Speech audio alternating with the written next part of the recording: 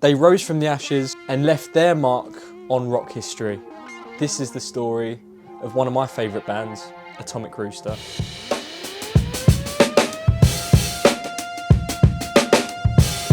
Helping me tell their story today is a familiar face that you all know and love. It is Mr. Vertigo, Barry Winton. If you'd like to be in a Vinyl Hunters video, we're looking for interesting collectors and people like Barry who have interesting stories to tell about music to feature on the YouTube channel.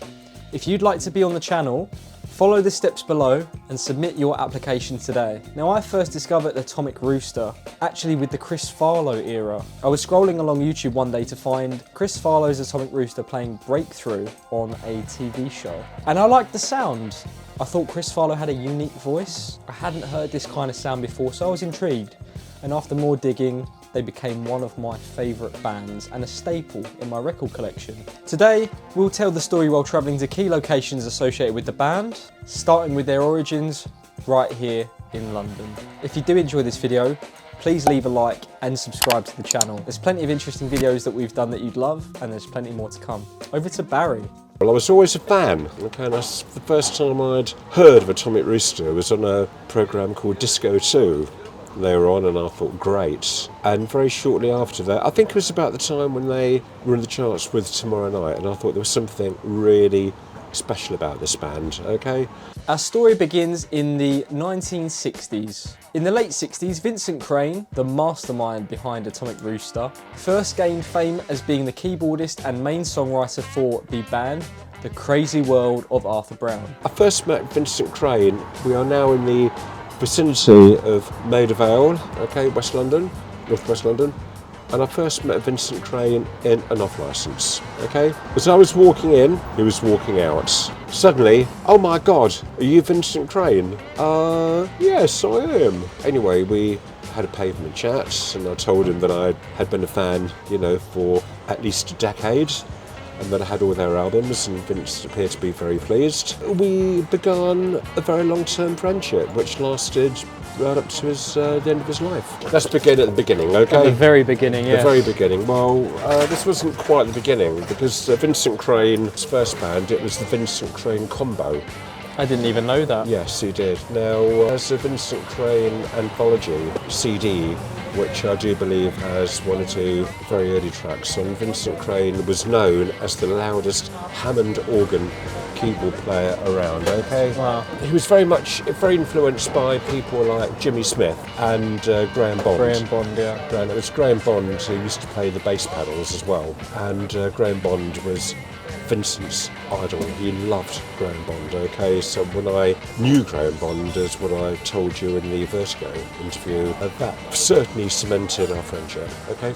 Anyway, so if you have a look at this album, The Crazy World of Arthur Brown, very, very good album, this one. And they had #1 hit single, I'm the God of Hellfire, and On Top of the Pops.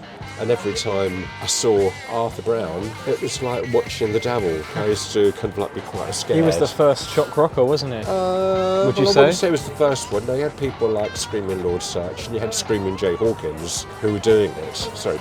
But I think Arthur Brown was the first one to become very theatrical. Great, great man Arthur Brown is. I have met him several times, and I've been in his company, and just a lovely, lovely man. Vincent was also an equally great person, okay, but I'm going to tell you some things which have not been told in film before about Vincent Crane. Now, this album... Vincent was in this band, wasn't he? Yes, Vincent was, well, he basically done the whole thing.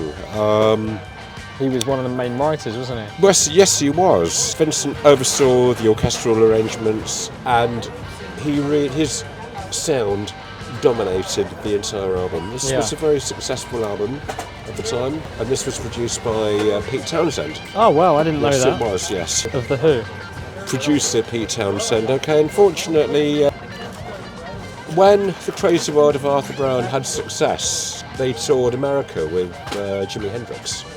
Okay, and halfway through the tour, I'm not exactly entirely sure, Carl Palmer played with them as well. Yes. Okay, Vincent had a breakdown halfway through, and he was superseded by Peter Solly from Terry Reid's band. So, you know, the band, The Crazy World of Arthur Brown, broke up. Vincent flew back to the UK, and he started Atomic Rooster with Carl Palmer. And together they envisioned a new musical direction and would eventually go on to forming their own band. I'll let Barry tell you all about it. The name came about from an Arthur Brown roadie. Oh, It was really? nicknamed the Atomic Rooster, yes. Although John Ducan states the name was taken from an American band called Rhinoceros.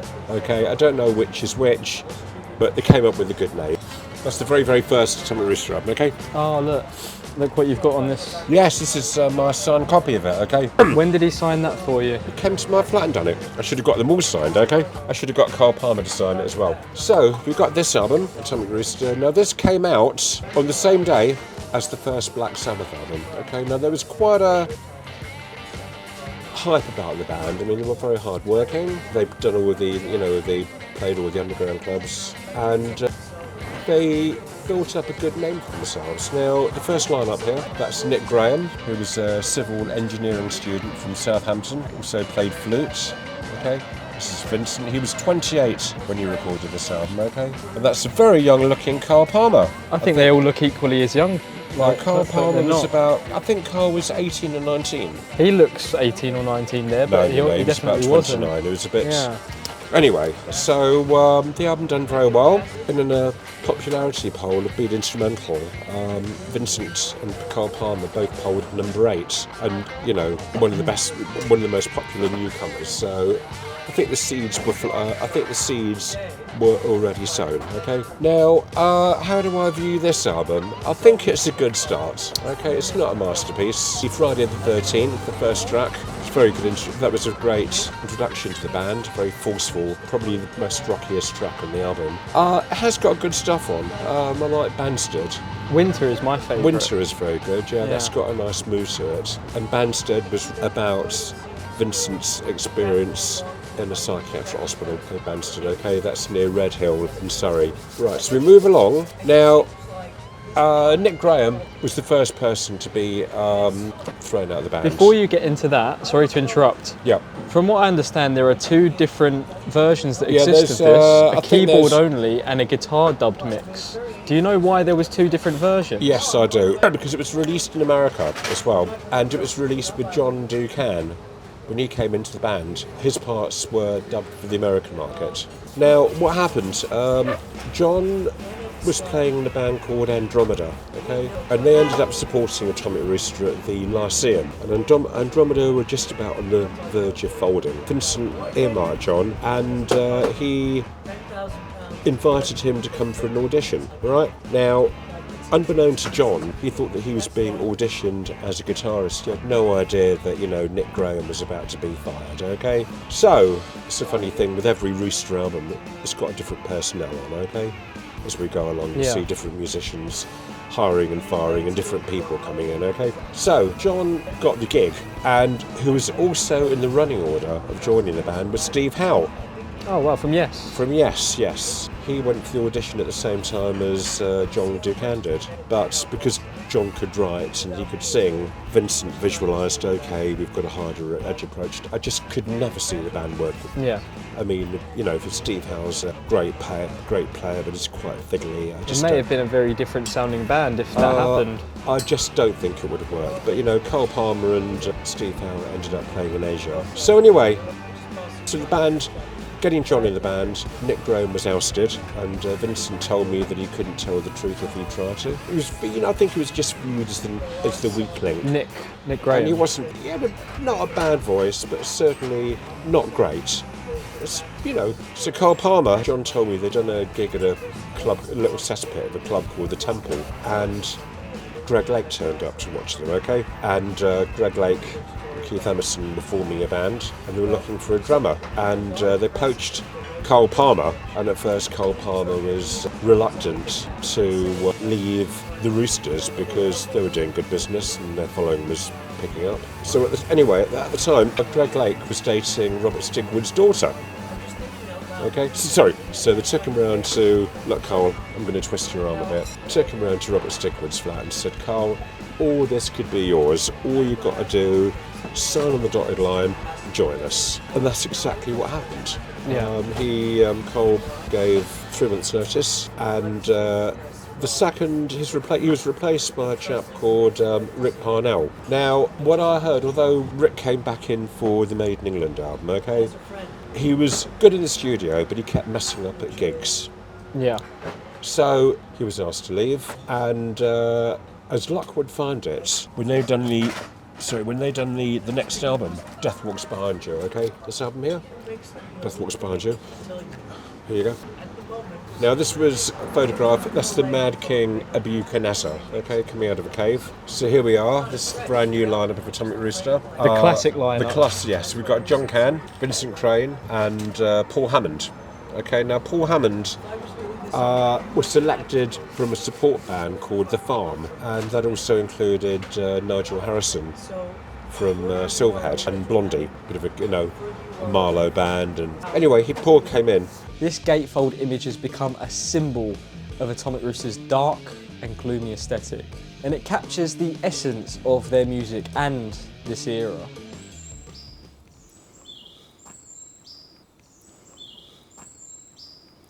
So I'm at Highgate Cemetery by Karl Marx's old gravesite. Apparently this is where the band took their gatefold photo of Death Walks Behind You. I've been looking around for 20-25 minutes all around here trying to find a match to that famous photo. The closest thing I could come to is here, but as you can see, the gravestones just don't match. Now just over there, laying down knocked over, is the cross that might be the one in the photo. I'm showing it to you on camera right now, but the other headstones don't match, so is that the cross that's in the famous photo or not? Now upon reading up as I got here, trying to figure out where it was, I seen one thing online say that actually it wasn't even at Highgate Cemetery, it was in Acton, so I really hope that that's not the case, because I don't want to be going all the way there. Do you know where that famous photo was taken? Let me know in the comments.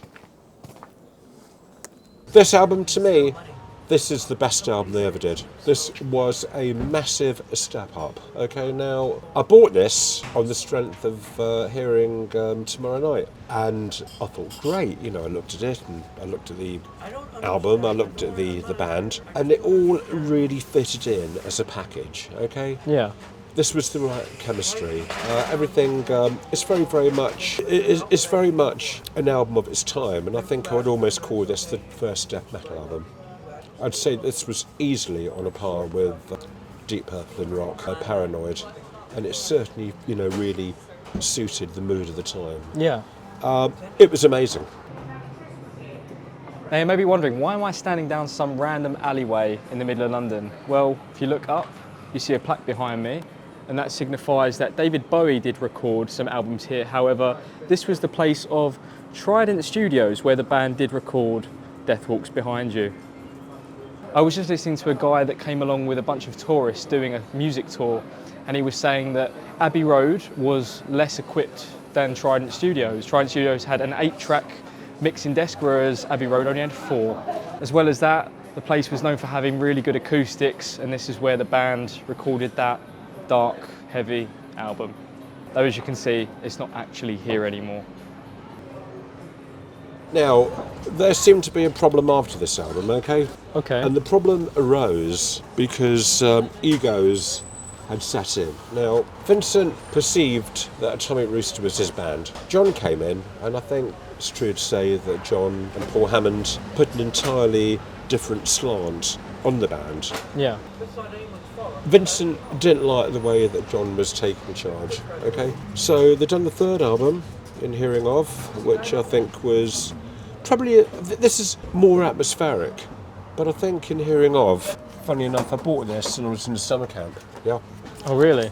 Yeah, and I was in Littlehampton summer camp, and I went into town and I bought this, and I bought Master of Reality by Black Sabbath on the same day. Oh, wow. So there were 2 great records. Yeah, classics. Yes, I like this album. This is a good little album, this one. So here we are. John wanted to continue the theme of doing another William Blake sleeve, okay? Unfortunately, the power struggle started too much. What happened? John was very much against the cover that got Roger Dean in. He designed the sleeve, and he also designed the Pegasus record label. That was the first release on the Pegasus, okay? Another short-lived B&C label. And so you got them here. This is Paul Hammond again, John Ducan. And that's Pete French. Now, Pete French was called in to overdub John's vocals, okay, which was a snidey thing to do. John's guitar parts were, mixed down to the bare minimum, and when John heard the product, he went understandably ballistic. Because it was all done behind his back as well, wasn't it? It was all done behind his back, yeah. So unfortunately, this was successful. The Devil's Answer certainly helped the sales, and they're about to tour America. So a week later, there's no band. Oh, really? No band. No, because what happened, Vince decided to get rid of John Ducan. Paul Hammond resigned. Was it because he wasn't happy with the decision? No, because because Paul and John roomed it together on tour. Okay. And Paul was closer to John, and he resigned in protest. Vince called a meeting with their manager, Robert Masters. And I've heard all this, this is all through what I've heard from, knowing three of the band members. And John attended the meeting with Paul Hammond, okay? Vincent Crane didn't show, and the outcome was that John was thrown out of the band. For no real reason apart from... I've heard kind of like conflicting stories. Vince told me that he thought John Ducan was greedy and egotistical. John maintained to me that had he not joined Atomic Rooster, the band would never have become what they were. What do you think about Pete French, the singer for this album? Yes, I think Pete's very good. You think that he did a good job here, coming in instead of John Ducan? Yes, I do, yes.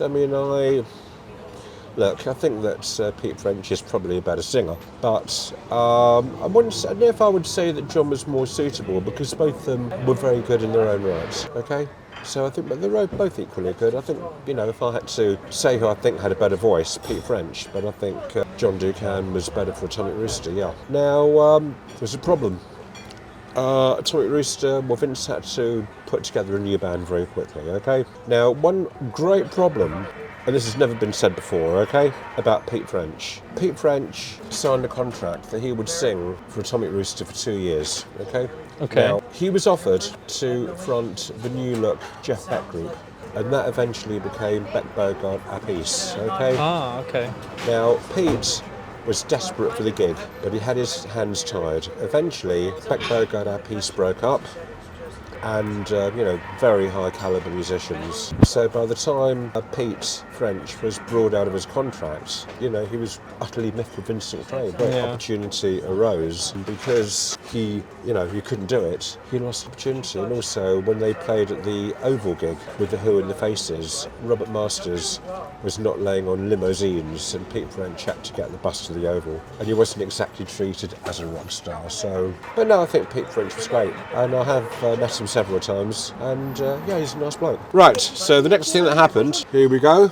Go, go, go. Hard stuff. Hard stuff. That's now not here we Atomic go. Rooster. Now this is a great rock album, okay? John, Paul Hammond, and that is Johnny Gustafson, okay? Johnny Gustafson was with the Big Three, the Mersey Beats, and a band called Quatermass. Do you know them? Black Sheep of the Family?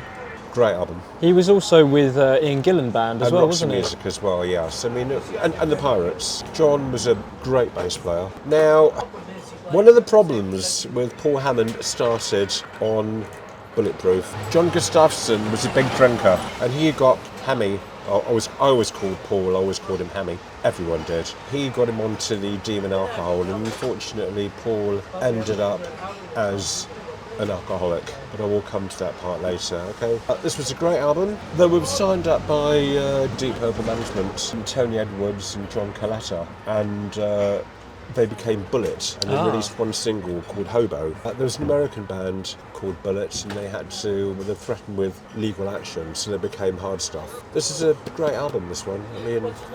I bought one actually a couple of years ago at Spitalfields. Yeah, I remember you buying it. Yeah, I know who you bought it from as well. That was the first time that I think I properly had a chat with you, and you featured in that video, I think. maybe. You did, yes, I remember it well. This is great. Paul Hammond really rated this album as well. Really good. Yeah, very, very good. Okay. Did it sound similar to Atomic Rooster? No, it was a lot heavier, and it sounded a lot more as how a rock band should sound. I suppose they didn't have a keyboard player, Hammond organ player, so I suppose it was just guitar. But they did pick up some supports with Deep Purple and Uriah Heep, and they looked to be on their way. Yeah, this was a cracker.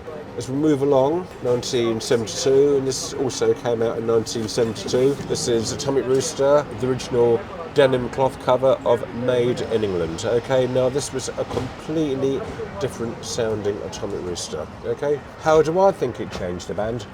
How do you think it changed the band? Okay, first questions first. Okay, New lineup completely? I don't think it's got anything to do with the way that Chris Farlow changed the band. Okay, it is how Vincent Crane changed the band. Okay. If I could be perfectly honest, much for the worst. Okay. I don't think it's a bad album. There are some good things on here. Chris Farlow, I think, is an outstanding singer. I love his work with Colosseum. He's a great, very charismatic. Yeah, I mean, I've seen Chris around for years. When he's not singing, he's a wheeler and dealer. Oh, okay. He's even stored out at Spitalfield selling records. Oh, wow. I'd love to see him there and have a word with him one day. Yeah, he's great. Lovely guy. Anyway, having said that, and forgive me, Chris, but I'm not going to talk behind his back because I have made my feelings quite known to Chris about how I feel about his contribution towards Atomic Rooster, and it didn't work.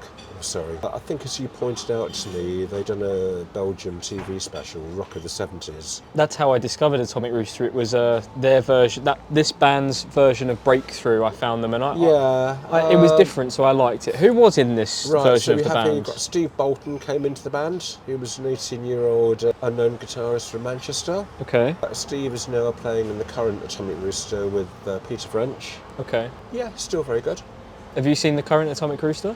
Yes, around about 4 or 5 times, yeah. Oh, wow. I enjoyed it, good. I mean, it's difficult because I knew all the main people in the band, sure. So if I close my eyes, I can still hear them. But I think, Steve Bolton's got a very different guitar sound to what John Ducan had. Sure. But it's still good. I think that, Pete French covers the songs very, very well, and they do all the right stuff as well. Yeah. Well, this album was doomed to failure. I can't imagine that anyone who, heard the first 3 albums would find a lot of comfort with this one because it's a completely new sounding. What came afterwards is we're going to come to this album. This is Nice and Greasy, okay? There's one good track on there only, okay? And it's a song called Can't Find a Reason, which was a ballad, which Chris Farlow sings very, very well. Apart from that, it's just got nothing on it. Sure. I find it one of those albums you may listen to once, and it's sold so poorly, it didn't even recover its it didn't even make its recording costs. Wow. And there was no way that the band, how they could continue in their present form, and it had to end. So that's when the band broke up again? It broke up, yeah. And Atomic Rooster for the remaining of the 70s. You know what happened after that? Oh, yes. Hard Stuff, as we come to again here. Oh, that's my copy, the original copy of it, yes. Bolex Dementia. The Bolex Dementia, yeah. Came out, they've done their second album. Unfortunately... It's a really interesting cover, isn't it? Yeah. Well, they done a UK tour with Captain Beefheart. Yeah, they did. Wow. Yeah, they did. Captain Beefheart absolutely hated them. The 4 gigs into the tour... They were thrown off the tour and the band broke up. That's simple. Now, John Ducan had a spell in Thin Lizzy. I didn't know that. Yes, no. He did. Yeah, he was with Thin Lizzy for about a year. Like a touring guitarist? Well, he was in the band with a chap called Andy G from a band called Ellis. Ellis is from the Love Affairs band, okay? Now, John done one single called Randolph's Tango, but I fortunately did see that lineup as well at the Marquee. Wow. Yes, I did. And I thought, oh my God, it's John, John Can up there. Great. Yeah. Good. So Paul Hammond didn't do an awful lot after some sessions with Johnny Rivers. Okay. But I would have thought that Paul would have gone on to, having a better career for himself. which Yeah. he didn't. Do you think it was because of his alcoholism? But yes, I think that had a lot to do with it, yeah. Sure. Anyway, in the 1970s, so after that, Vincent Crane became the musical director for a thing called Man from the East. Tomoyo Yamashita and Man from the East had a run at the Roundhouse, and that's where he met his second wife, Jean. So they got married quite soon afterwards. I think he had a load of cables got mixed up, and Jean came out and sorted everything out, and Vince said, well, you know, if she can do that, you know. Yeah, Jean was great. Got good memories of Jean. I haven't seen her for many, many years now. We lost touch, but no, Jean was a great lady. In 1980, when I met John for the first time, when they were recording this reunion album, yeah, it was great. I wouldn't say, we're going to come to it now, okay? I wouldn't say this is the 1980 comeback album, okay? Another self-titled Atomic Rooster, okay? How come they came back together to do this album? Money. Was it the original, the classic lineup, the classic No, three? they had a drummer in called Preston Heyman. So it was John Cann, Vincent Crane, and that drummer? Preston Heyman, who'd also been with Brand X. Okay. When Phil Collins was unable to tour with them, Preston Heyman stood in. Just a session guy. Paul Hammond, I think, was a little bit too out of it at the time, and his discipline wasn't good enough to go and, you know, but eventually Paul did rejoin, and I think it had a lot to do with John. I think it had a lot to do with John that Paul came back into the band again. They've done the album. It was a fairly reasonably good album. I wouldn't say it was a classic.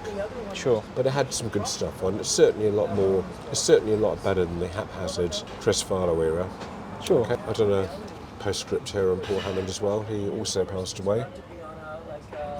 He died 1993. How do I view them? Well, John left for a second time, okay? And all the egos, I mean, I don't think that John ever forgave Vince for sacking him the first time around, because, I mean, the band were then on the verge of, you know, they could have been a successful, maybe not quite a top division, but they could have gone on to making good albums and having maybe another hit single. But unfortunately, you know, I remember bands like Deep Purple doing an album called Stormbringer, and I was shocked to hear them, you know, sounding more like a funk band. And I saw them at Wembley Arena in 1976 doing the Come Taste the Band album.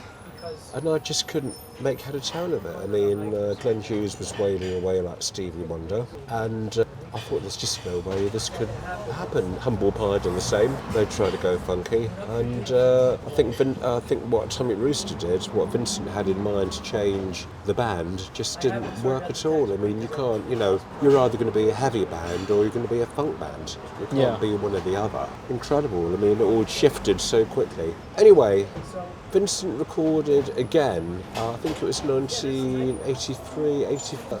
Around about 83, 84, he'd done another album. His last album was called Headline News, and that was a solo project, although that became the seventh Atomic Rooster album. Not bad.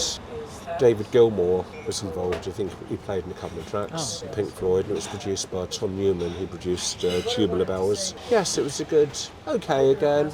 Few good tracks. Vince done all the lead vocals. He wasn't the world's best singer. Some of the keyboards are quite good. I still think the comeback album was better, okay? Sure. So after that, all the hiring and firing and, you know, getting different people in, Vincent eventually joined Dexter's Midnight Runners.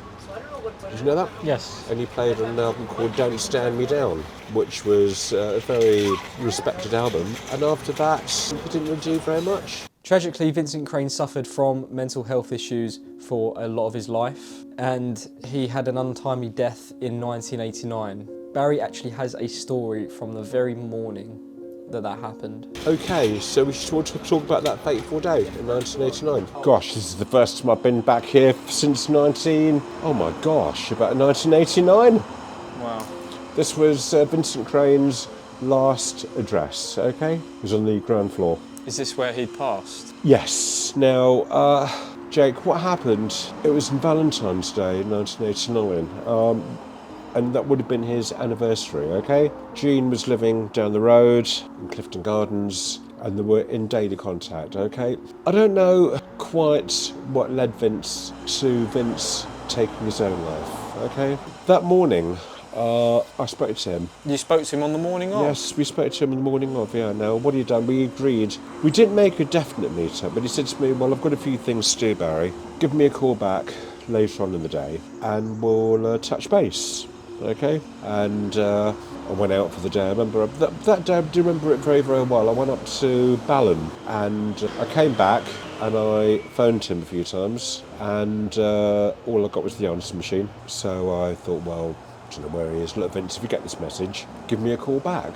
Unfortunately, he didn't. And allegedly, what he'd done, he had accumulated boxes of aspirins, okay? Anodins, apparently. And he swallowed 400. 400? 400 anodins. So whatever he meant to do, he... I think it's 2 or something like that. It's like 2 pills you're supposed to take or something. I mean, it must have been agonising, but he took 400, okay? Now, the very next day, this was on a Wednesday, so on the Thursday, I'd been out. Paul Hammond phoned me, okay, and said to me, Barry, I want to meet you. You're okay, Hammy, sure. Then I had another phone call about 10 minutes later, and it was from Renee, and she told me what had happened, and I thought, oh my God, I just couldn't believe it. Did you see Vince last night? And the answer was, well, we did arrange a pre-meet-up, but it never happened, and I was his alibi.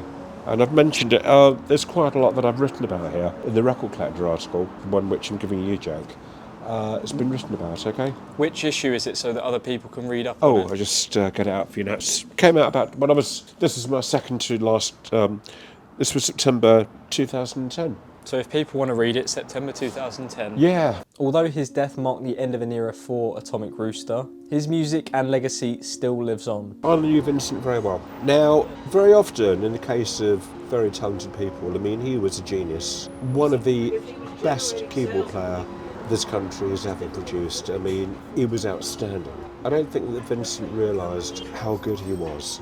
Okay? Now, I had seen he was a manic depressive. And where there's genius, there's madness. I don't mean that in a bad way, because I'd been with Vince, would have his mood swings would fluctuate either between being very high or very low. If he was taking his prescribed medication, lithium, he was fine. Sure. Now, I had been with him on quite a few occasions, and I remember one particular night he phoned me and told me that he was auditioning a new guitarist from a band called Chevy, some new wave of British heavy metal band. And we went out. We went up to the West End, and it was a crazy night. We went into one of these clip joints, okay? What are we doing here, Vince? All right, well, want to meet some nice ladies, if that's what you think. And the bill comes out for a couple of £100, and of course we're going to sit here for 5 minutes, and we're going to get a bill, and I'm not going to pay it, Vince. Anyway, I think he paid it. I think he said, well, she's worth it. I like the girl. You know, there's a couple of £100. I said to him, Vincent, this is crazy. We went to Gossips after, and then he suddenly had a mood swing, and this chap whose name was Baz, he kind of like turned on him, you know, and he got very, you know, I don't know, but he always felt remorseful afterwards. I think that he couldn't really help himself. I think when you are a manic depressive, I don't know, I'd seen great highs and I'd seen great lows. But I would say that my relationship with Vincent Crane was, for the most part, good. Paul Hammond, unfortunately, he died, so he passed away in 1993, and for the last year of his life we did lose touch. He used to phone me quite a lot, then he stopped calling. Perhaps he was not in a good space maybe at that time. Well, through what I heard, that he never got over his alcoholism, and that he took methadone and alcohol together, which, you know, was a lethal combination, which caused him to have a heart attack. John? I love John, I really did. I think he was one of the most funniest people ever, okay? Very well spoken, like, hello Basil, okay? It was a bit like that. Brilliant. John Ducan was he was a bit of a collector. John had some good rap. He had things like Part with the Gates of Dawn, Led Zeppelin, the Turquoise cover. But John always bought a Record Collector magazine, okay? Oh. Used to love it each month, and he was very up in the values of things, okay? He was great. I used to phone him every week. When he was in London, he came down a few times, and we'd always meet up. Wonderful guy, very good company. When did he pass? John died, I think, 2011. Very lovely guy. I mean, he'd always have me in stitches. He was great at doing an impersonation. But I did ask him in, great detail about Vincent Crane, and I think there was musically a respect Sure. between the two musicians. But did they ever socialise? The answer is a categorically no, they didn't. I think they'd done gigs, came off the tours. It was a business. That's Sure. all that it was.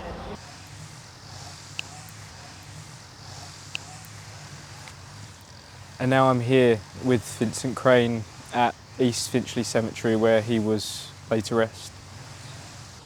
As you can see there, in loving memory of Vincent Cheeseman, which was his real name, also known as Vincent Crane, musician-composer, born 21st May 1943, died 14th February 1989, and he was the first of the classic lineup to go.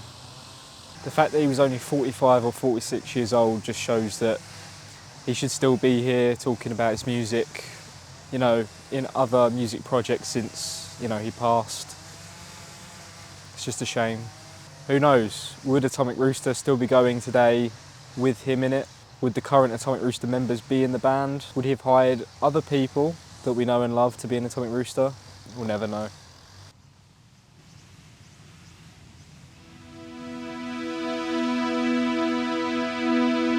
I wish to God that I could have been there to have done more for him, okay? But I've done everything that I possibly could, and I think, most importantly, he had my friendship and I had his. And I hope wherever he is now, I hope that he's in a better place. I really do, because he was a bit of a tormented figure, Vince was, okay? And I don't think that he did what he did to really hurt anybody. I think that he was at a low ebb, and sometimes people can find it easy to live alone, but I think that Vince, who had been married for many years to his first wife, Pat Darnell, and then to Jean, I think he just found it very difficult being on his own. And I think, when he lived here, I did see a change. He kept disappearing for weeks on end. People became concerned about him. There were people that genuinely did care about him, yeah. And I certainly was one of them. I've done everything I could to have kept his friendship. The only thing that I would say about Atomic Rooster, every album they did has got different merits. Sure. The first massive leap to the second album, in hearing of, I think, was not quite as good as Death Walks Behind You, but it's certainly along those lines. It's an album which I still listen to a lot and I enjoy it. But no, they're all great. At the end of the day, they were all individual people, and I haven't got a bad thing. I haven't got a single bad word to say about any of them. Today, Atomic Rooster continues to inspire new generations. Not only are their records loved mostly by their fans, but they're typically quite collectible as well. Thank you for joining us on this journey. Don't forget to like and subscribe and hit the bell icon for more music stories.